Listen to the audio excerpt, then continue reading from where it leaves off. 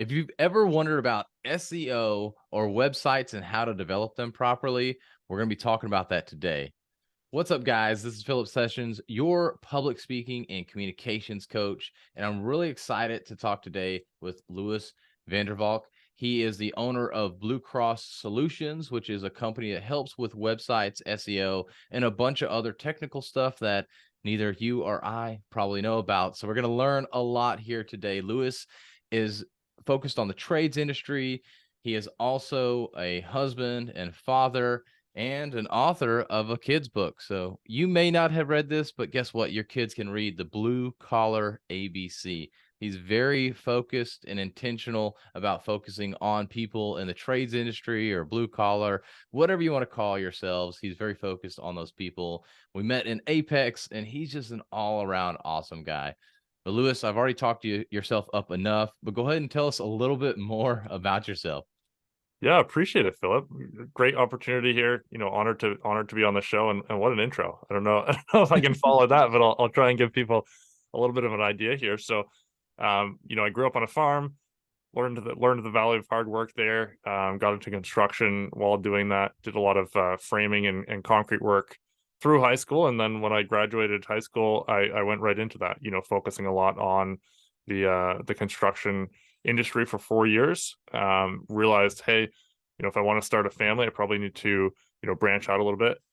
Was the first in my family to go to university, or college, as you Americans call it. So I went. I basically was like, hey, what do I take in university? Because none of my family had done it. My cousin was like, you like math and science, and you like, building stuff. You should take mechanical engineering. So I got a degree in mechanical engineering. Worked all through school at a company that worked with people who are paralyzed, building them tools for being able to like drive a car, or being able to, get in and out of their wheelchair more easily. So I was doing a lot of design work there. Loved the job. And then started working there, as a full-time career right out of university, right? Our son was born like 2 months later. And I found myself, there were a few things that were coming into play. I realized my friends were making more money than me, right out of university. And I'd been working at this company for 4 years. And also, I was going to work and coming back and barely seeing, Everett, and barely seeing our son, barely seeing my wife. And I was like, there's got to be a different something that I can pursue. Maybe I start up a side gig or something. So I started really looking into, what can I do that allows me some more flexibility. And that's kind of how it came back full circle to marketing and websites and SEO, kind of tied in my understanding and experience in the trades with, something that allows me a little bit more flexibility. So I started that up in August of 2019, and then ended up getting laid off from my job like 20 days later, Wow. told to pack up and leave. On an unrelated, it wasn't because I started the business, but then I got a part-time job, or a job that carried me through for just about 10 more months. And then I went full-time into Blue Crocus, doing websites, SEO, and helping contractors. And, the rest has been history. We've got a team of 20 people now, and it's really, really been a fun journey. Wow. I didn't realize you were up to that many people. I know you've been having some big success, but I didn't realize you're up to that many people. But tell us real quick. I mean, that sounds scary. You're like, hey, I'm going to make this plan, which to me is a really important life lesson right there, that you need to always have some kind of plan just in case if things happen, or you have a direction. So you had this direction, and you probably weren't scared, or not too scared, because you lost your job, but you knew what you wanted to do, and you got this other job. What made you decide? Well, what's kind of going through your mind here at this point? Like, you lost a job, but you were just getting ready to start, or you just started this side hustle. So tell us a little about that. And then what made you decide to go get another temporary job and build up this business? Yeah. Yeah. So I'm very much like, I'll just jump and build my parachute on the way down. It's something that I'm working to reel in as we scale the business, because you've got to have a lot more solid systems in behind. So I've hired some people that can help with that. But basically, I went through. So August 1st was when I like started this journey. I paid like 10K for a course It was 10K Canadian dollars, like 7K US dollars. But I convinced my wife. I tell people this was my first sale. My first my first speaking engagement, if you will, in the business was convincing Alyssa to take money that we had saved for a bathroom renovation and turn it into, starting this business, giving me the training foundation to step out and do this, because I didn't have background in websites and stuff. I just knew this was the course of action that I wanted to take. So I dove in. That was August 1st that I bought the training, August 1st of 2019.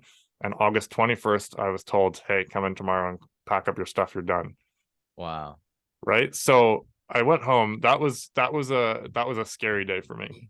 I even remember saying, hey, like, can I have like at all any time? Can I finish up some projects that I'm working on? It was like, no, you're done.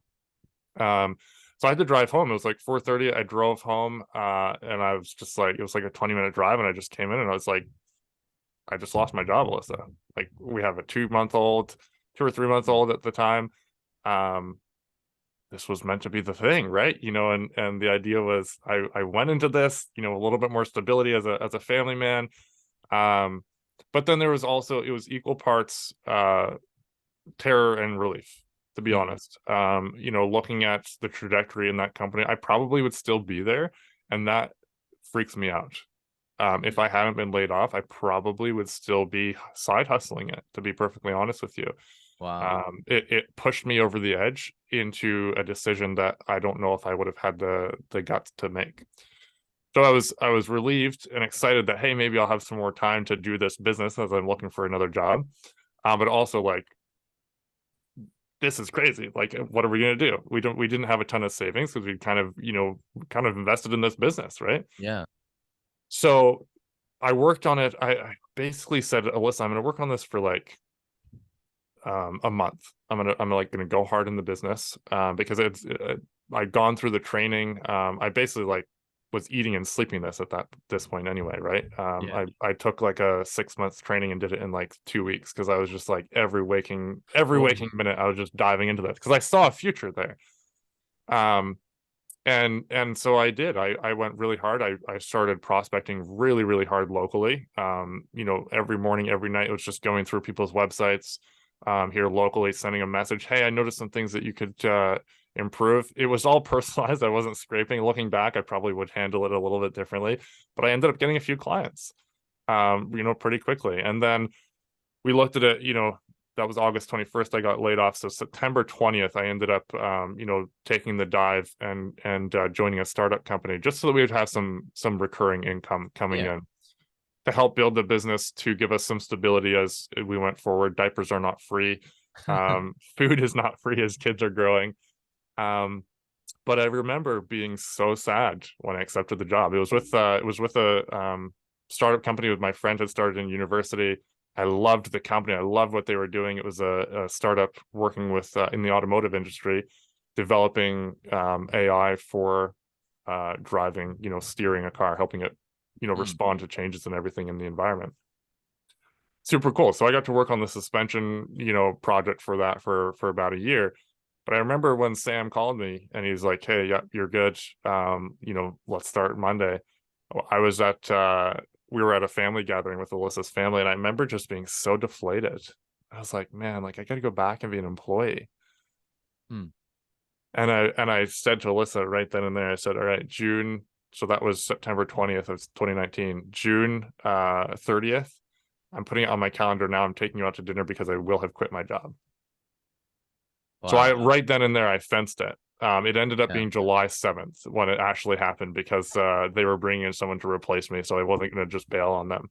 But right from the get-go, I just had that date in my mind, and that's what I was shooting for, and I kind of just made a line in the sand. So you asked, I think that answers most of your questions, but feel free to pull any threads out of there. No, I think that's great. So you had this plan, you're like, hey, I'm gonna do a side business, and then all of a sudden you lose your actual job, and then you're okay, well, let's do this just to be a little safe.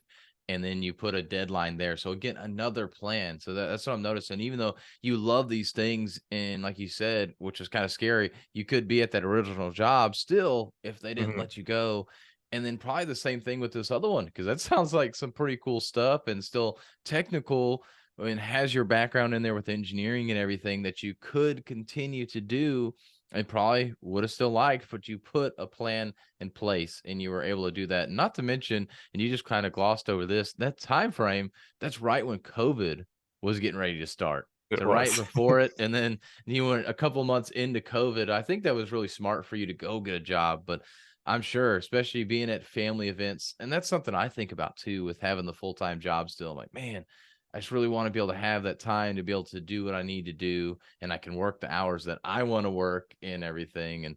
And obviously we still have to work, and it may be 30 or 40 hours, whatever it looks like. Maybe it's 80 sometimes, but that's the cool thing that I think about with entrepreneurship is what you put in is what you're going to get out. Where when you're in the corporate world, that's not how it is. You put something in and they maybe give you something back kind Yeah. of thing. Yeah, Yeah. you're giving you a paycheck and some stability. So there is some of that there, which is understandable. But so that's a really cool journey. And I'm sure there were so many things going on there. And you're all about building the parachute on the way down, but some people aren't. And so I think that was cool to hear that and hear your story and everything. But I do want to dive in now. We talked about this a little bit. You kind of full circle journey as well, where you started out working with your hands on the farm. You went and got that engineering degree. So really technical, really white collar office work. And then now you're still doing the white collar portion yourself, if you will, because you're still in the office, you're still doing websites, but now you're helping these people that are blue collar that work with their hands. What made you decide to work with them, and how do you reach them? And you mentioned a little bit of it, which I think was a great way. And I've heard some other people talk about that, how, hey, you get it real personalized, especially for you, like look at their website and say that. And I've kind of been given the advice that, hey, go talk to these leaders or these business owners and say, hey, I noticed this about your video. Maybe you could do this or this or this, or maybe one or two things, a bunch of things, and say, hey, this is something you could do to help fix your speaking. And you did that with the website, giving them some advice so they could go do that, or they could then hire you. So I think it's a great way to do that. But, long story short, what made you decide to go with the blue collar industry? Besides, that's kind of what you grew up doing to start out. Yeah, it kind of was part of the training that I jumped into. That was what spoke to me when I, initially jumped into it was, hey, someone needs a roof done. They need someone right then and there. And they're going to go to Google, and it's a really high intent person that's looking. So on the flip side, helping that client, that customer, that contractor get to where people are finding them, it just made sense to me, because it clicked. When I'm searching, if I go even halfway down the homepage and don't find what I'm looking for, I'm going to try a different search term. People don't go to the second page of Google. That's where we joke. That's where we put dead bodies. It's the second page of Google because nobody goes there. Yeah. Right. So it just clicked for me and made sense that, hey, I understand these industries. I've done roofing, I've done framing, I've done concrete. So I can have intelligent conversations with the people and really pick up the lingo and not seem like a noob when I'm talking to them. So that's kind of where it came from. Hmm. Yeah, that makes a lot of sense. So tell us a little bit when we talk about SEO. I know a lot of people know that's search engine optimization and websites and everything. And obviously you mentioned Google. We all know that's kind of important to be on that first page of Google. We don't want to be the dead body on the second or beyond pages. There are all the as it extends it out for the additional pages past 2 or 3 or 4. But how do we, because to me, that's a form of communication. It's not what we think of where we literally speak it or anything like that. But when it comes to our websites, what are some good tactics for us to be able to communicate what we do? Because I've noticed when I talk with business owners, a lot of times what happens is that, well, we do this and we do that and we do, there are all these different things. And you're like, what in the world is that? Like, this is so many services. I've got decision fatigue. I don't even know what decision to make at this point. So how can we maybe better communicate on our website so people know we do this specific thing or maybe these couple of things? Yeah, so I think it's twofold. I think you want to tell Google what you do, and you want to tell people what you do. And the blend of those two things is where the magic happens, right? Because if Google doesn't know clearly what you do and where you do it, a lot of people talk about what they do on their website, like, oh, we're the best this company, or we're the best that company. That's good, and that's fine. But if you're not telling Google where you work, Google doesn't know. right? So you want to make sure you tie in, hey, we're the best company in Charlotte. We are the number one in, New York City, right? Mm. So that's a key thing is there. Talk about and tell Google what you do and where you do it. And then, when it comes to blending that with the user experience, you want to talk, to them. You want to answer the questions that they have and solve the problems that they have. One of the best ways, a hack here, if you will, for what kind of content to talk about, what sort of frequently asked questions you should be answering. Take your service and take like one of the big cities in the States and just type in, for example, roofing New York City. And what you're going to do is you're going to have, the ads, you're going to have the Google Maps section, and then down below there's typically a people also ask section. And if you click on one of those little drop downs, usually there's 3 or 4 that show up. If you click on one of those, suddenly more of them populate. If you keep clicking and opening those, more and more of them populate. And what those are questions that people often ask, people also ask, and Google has compiled those because so many people are asking them. It knows this is a valuable question that people want answers to. So you can take those questions and you can answer them on your website. You can write content, you can write blog posts that center around those topics and the areas that you offer services in, and boom, you've just got content that people are already looking for. Because Google has told you that they're looking for it because they're compiling it there. So that's a great way to, if you're looking for content ideas or like what the heck do I write about on your website. Yeah, that's even better because I've heard something similar. Like as you start like typing into Google, how do I speak better, or like speak and then see what it says. Does it say better? Does it say in front of people? Does it say in meetings? Things like that. While that's kind of good, it's very limited, I've noticed. But I like that what you just said there. So basically, I put how do you speak better for myself, for instance, and then I can go down to the bottom. It says also search for, and it'll have something like meetings and these other things in there. So that's Yeah. awesome. I like that a lot. I'm gonna have to do that. So now you guys will know as more videos come out that everything I'm doing is based on what Google told me to search. Yeah. Yeah. The other resource kind of along the same thing. And when you said what you're doing for video ideas, go to I believe it's answerthepublic.com. You get one search a day and you can just type in like topics to write about speaking or something, or best roofing companies in New York City or whatever the case may be. And it will give you this massive spider web of different ideas that circulate around that topic. Yeah, yeah, and I Chat just looked. GPT does the same thing. Mm-hmm. Yeah, Chat GPT is another interesting one. And I did look it up. It is answerthepublic.com. So that's an interesting one to get the kind of spider web, like how, when, where, things like that. It has a couple different categories within all that. It's Yeah. interesting. But I'm glad you brought up Chat GPT. That's a very hot topic right now. So I'm sure this is probably something that's been on your mind. And obviously with SEO, everybody's like, oh, this is going to take out so many people. But as we've seen on the news as well, where people have used Chat GPT to write an essay, and now the schools can detect whether it was used by Chat GPT or not generated by a human, but rather a robot or artificial intelligence. Is this the same thing? Has SEO, especially or more specifically Google, been able to catch up to this yet? Or have you seen anything on that? Yeah, so you can actually type in AI detector, like AI content detector, and there's a bunch of free tools out there that you can throw content into.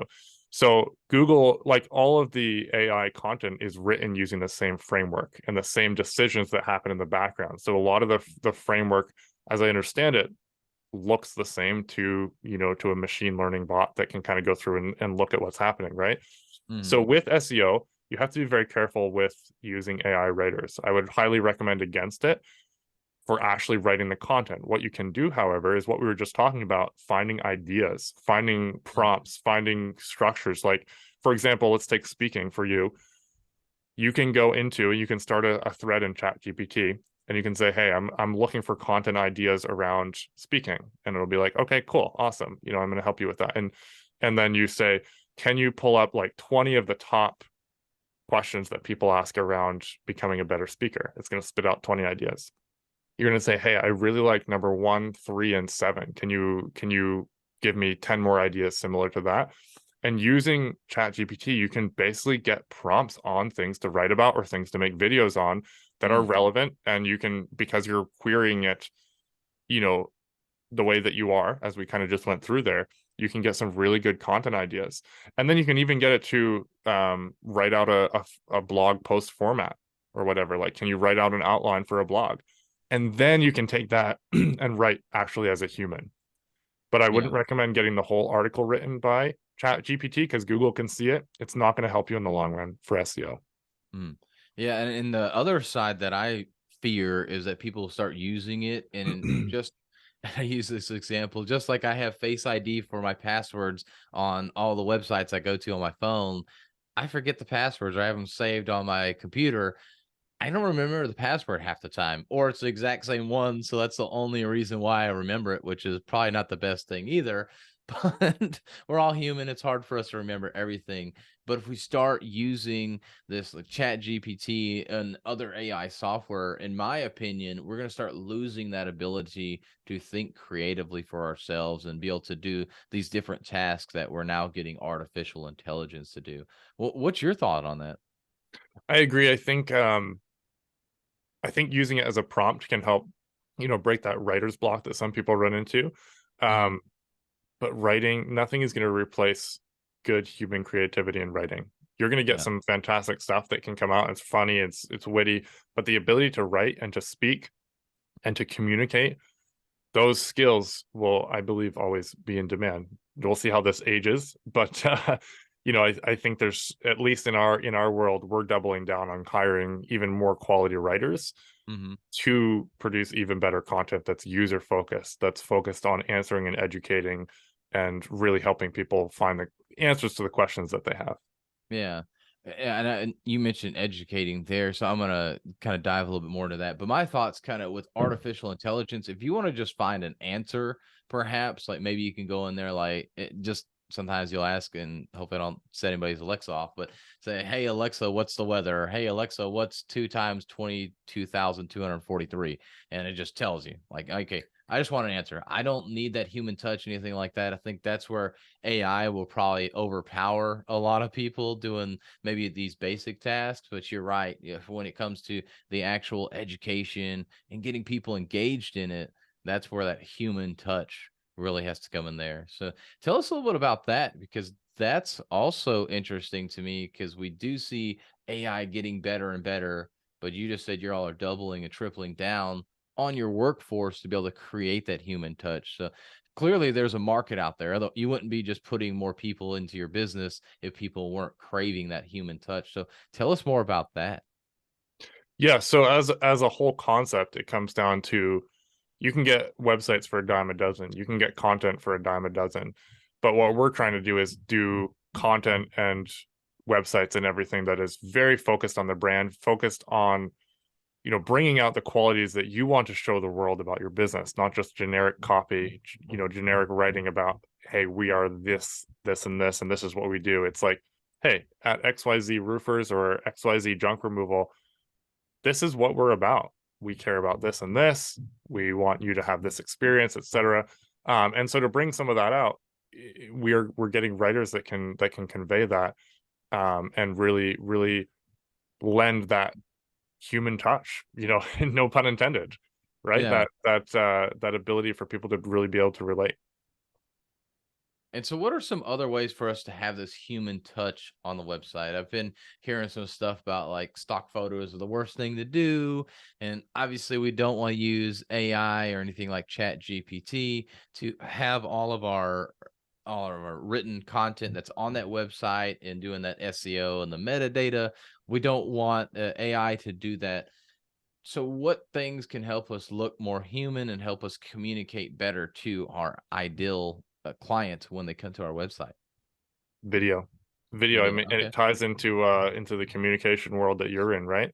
Hmm. One of the things that we're doubling down on with our clients is video, right? So your contact page, your about us page, you can put a video of you. Maybe it's just a selfie video and you're just shooting it while you're in your truck.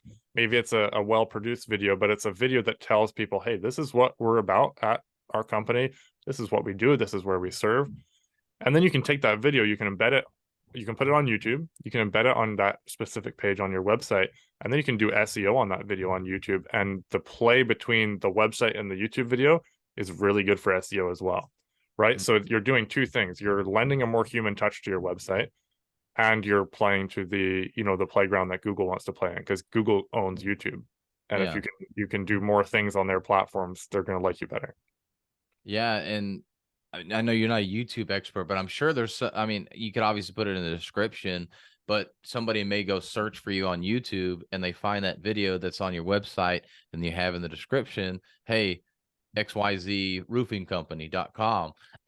And they go click on that, and now all of a sudden they're on your website and now they get to see all your stuff. So you're able to kind of go both ways. And hopefully if you're doing good marketing, you're also doing other YouTube videos. So if they see that one YouTube video on your website, they're end up being on YouTube, and now they're just falling in love with your whole YouTube channel and getting to know, like, and trust you there.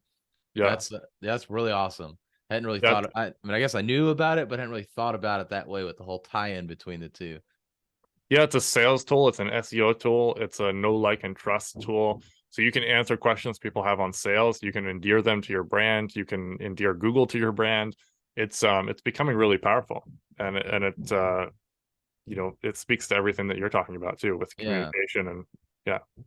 for sure. And is there kind of a blend between maybe picture and video? Because I would imagine you don't want a whole website of videos, because then that slows down the upload of the video, or not the video, of the website. And then also it's just like, oh my gosh, there's 500 videos here. Now it becomes a decision fatigue. Is there kind of a good blend between picture and video on a website? Yep. I think if you're doing video, use subtitles on your video so people can watch it quietly. Mm. And it's kind of like a moving picture, you know. Um, and then yeah, you want to have good graphics on your website as well. And you can make pictures a lot smaller than video. So having the video to complement it, and then the pictures to really, be the backbone of everything. Yeah, it's a great strategy, and allows you to build a site that's, screaming fast and checks off the boxes that users want to see and that Google wants to see. Yeah.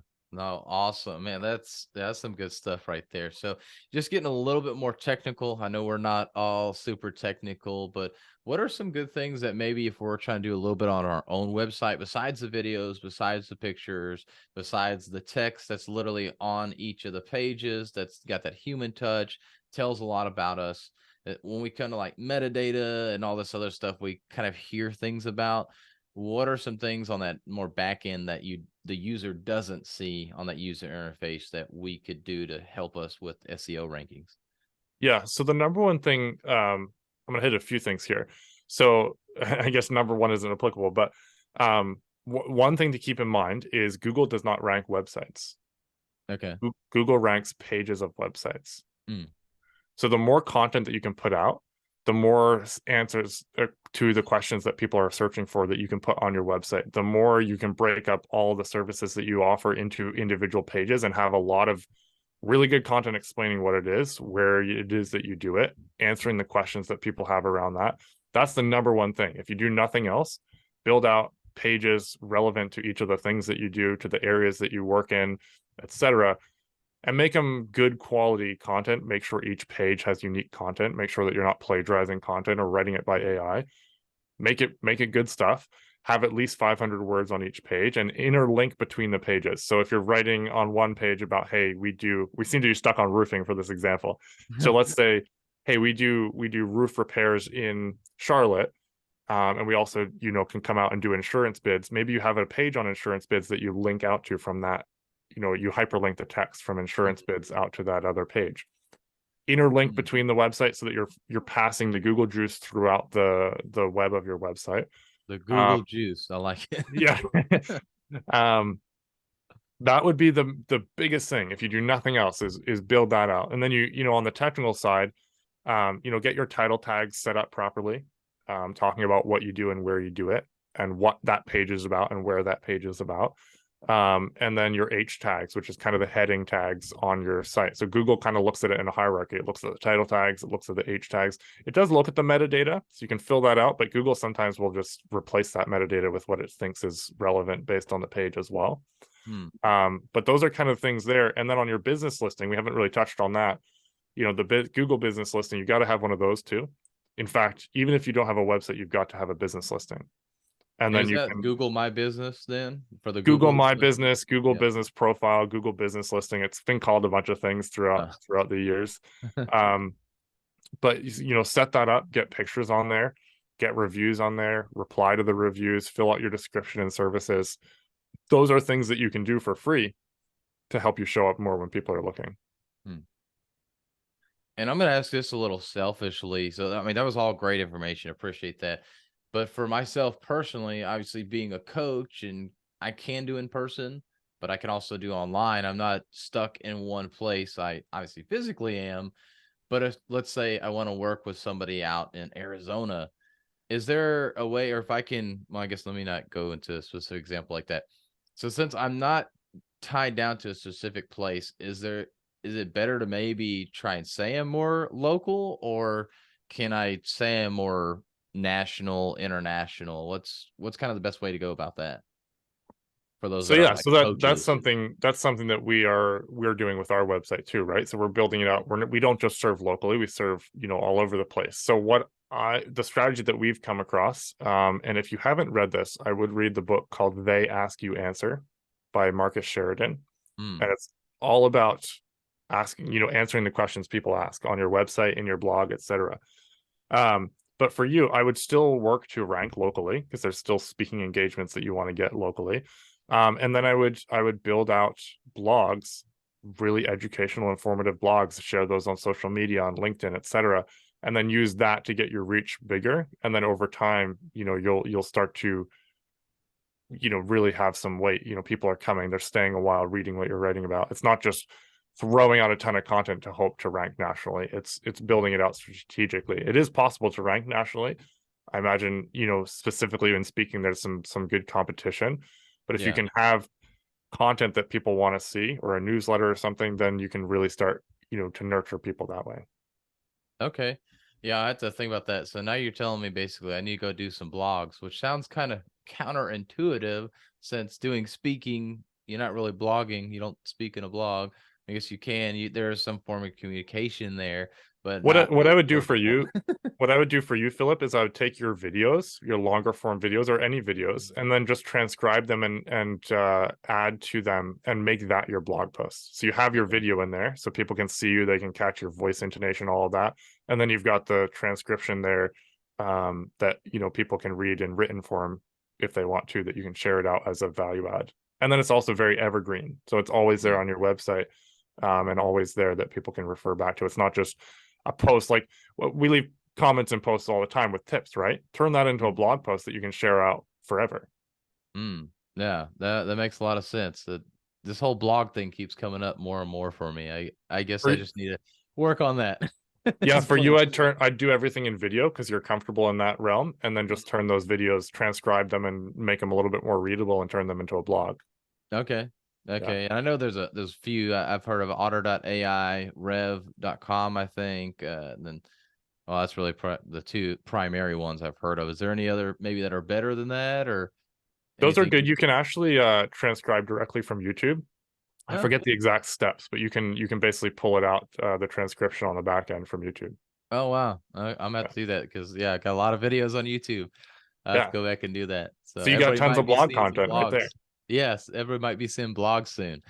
Yeah. So that's awesome. I like that.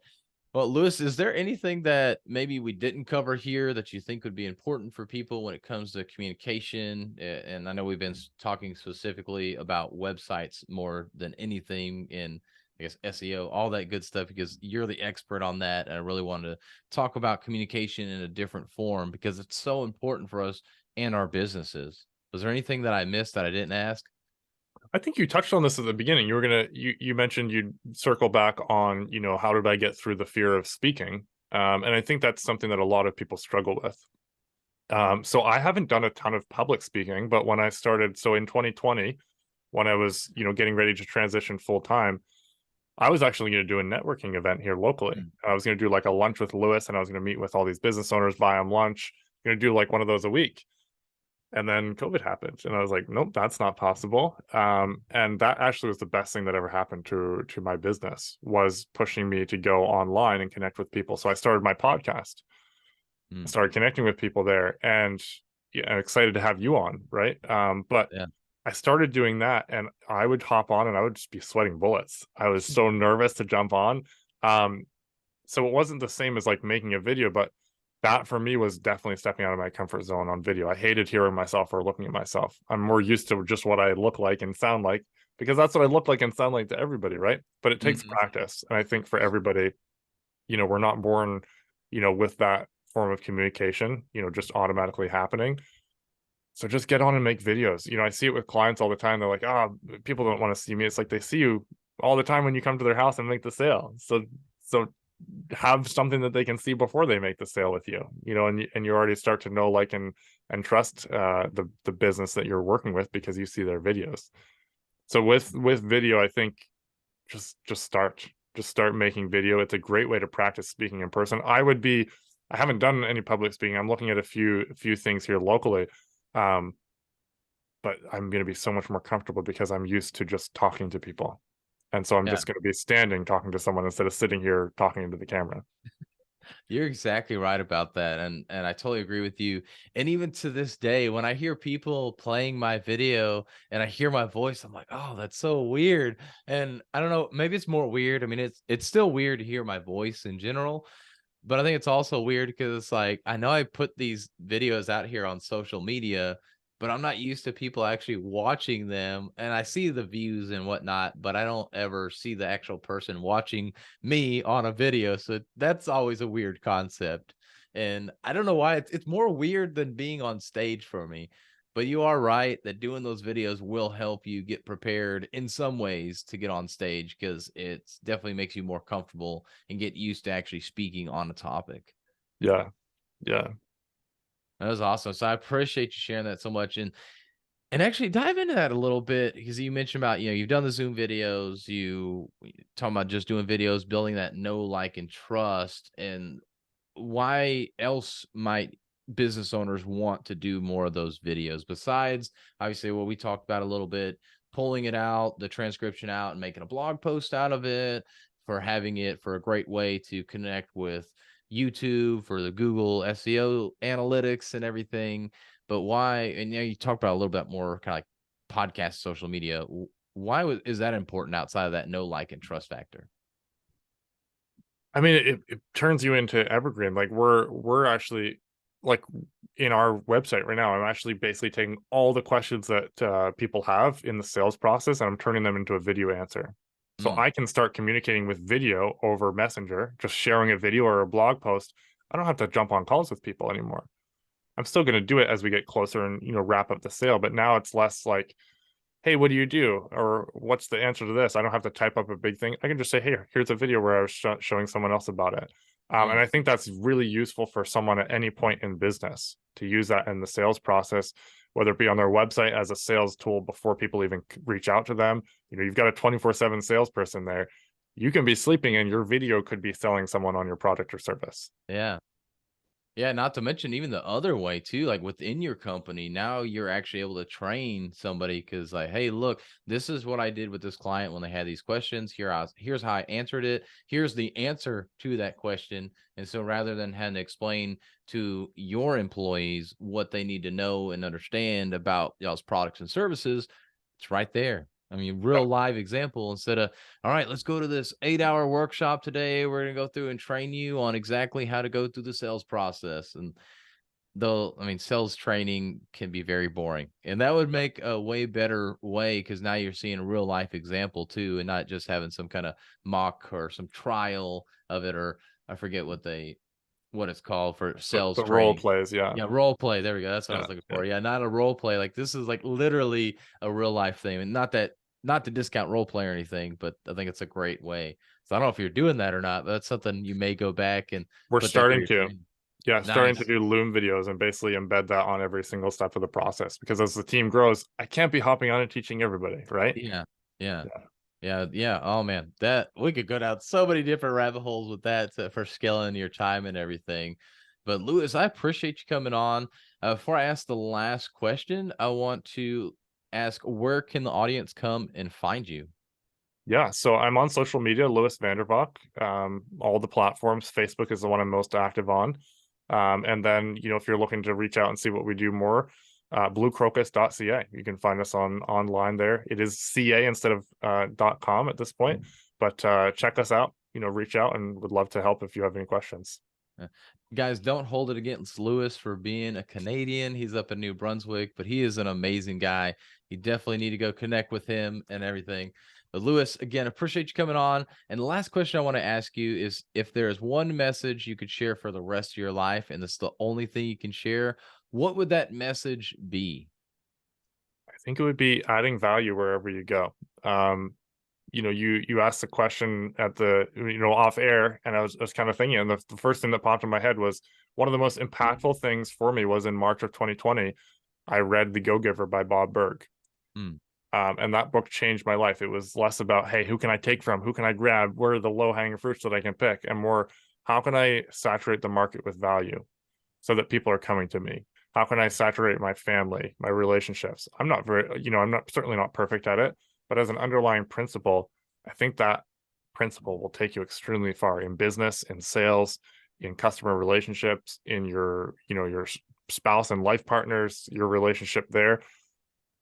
Add value, add more value than you expect in return, and some incredible things will happen. Yeah, I couldn't agree more with that. And I literally just finished reading that book a couple weeks ago from when we were recording this. It's And so good. such a great book. Man, I don't know why it took so long to go read that, but it is so good. And there were definitely things I saw in myself, but a lot more that I could do. And one of those things, like being that connector, I've always felt like I've kind of connected people a little bit, but being more intentional with that is such a big thing that I'm working on now proactively. Like, hey, I'm going to make sure I connect you with these people that I know you could do something with. And kind of going what we talked a little bit offline. I mean, having that third party validation is such an important thing, because if you go out and meet somebody at a networking event, cool, they may like you, you may speak the right way, and they need your product or service, but they still haven't built up that know, like, and trust, which really goes back to the videos, which goes back to the website, all the SEO, all the stuff we've talked about, which will help. But what's more important than that is that human touch, which we've been talking about this whole podcast, and having that third party validation. So if somebody, and we talked about this as well, being in a mastermind with Apex, or it could be a mastermind, or it could be an individual person that introduced us, we automatically have this know, like, and trust with each other because of that mutual group or that mutual person that introduced us, which of course for us it was Apex. So we were automatically like, all right, this guy's cool, like he's a good dude because he's in this group with me, or okay, this person's good because of the person they know. So that third party validation, that human touch, is so important. So don't, if you learned anything from this, that's one thing I think you should take away, but definitely a ton of nuggets for sure. Yeah, this has been fun. I appreciate the opportunity, my friend. Yeah, of course, Lewis, I appreciate you so much as well. Thanks for coming on.